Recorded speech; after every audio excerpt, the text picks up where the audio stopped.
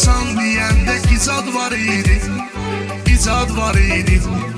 Meyxanada o ikisinin məzarlar idi, o ad var idi. Bu deyəndə orada Vüqar Rəşad var idi, Rəşad var idi. Heyif qaldım o iki sənətkardan uzaqda, sənətkardan uzaqda. Bunu deyirəm birbaşa təkrardan uzaqda, təkrardan uzaqda. Zor xəzinəmdə mənim gizlidir dərdim, gizlidir dərdim. Yəni dəfinəmdə mənim gizlidir dərdim, gizlidir dərdim. Qəm dolu sinəmdə mənim gizlidir dərdim, gizlidir dərdim. Mən bilirəm ki qalmışam hardan uzaqda, hardan uzaqda.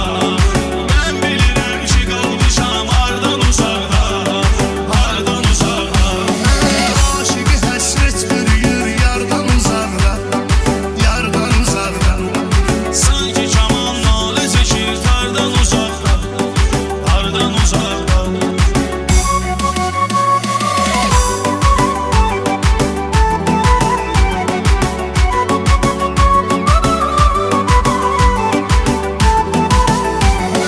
Gözümü döyüb məclisin meydana baxırsan, dağına baxırsan.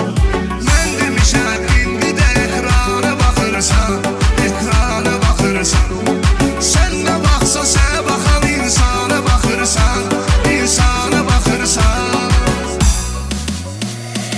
Vüqar deyib qalıb xiridardan uzaqda, Xiridardan uzaqda. Vüqar deyib qalıb xiridardan uzaqda, xiridardan uzaqda. Özümü özlərim axtarır, görmür ilahim, görmür ilahim. Yolumu izlərim axtarır, görmür ilahim, görmür ilahim. Vüqarı gözlərim axtarır, görmür ilahim, görmür ilahim. Xəstə könül məqam salıb nardan uzaqda, nardan uzaqda. Xəstə könül məqam salıb nardan uzaqda, nardan uzaqda. aşıqı həsrət bürüyür yardan uzaqda, yardan uzaqda. Sanki kaman nalə çəkir tardan uzaqda, hardan uzaqda.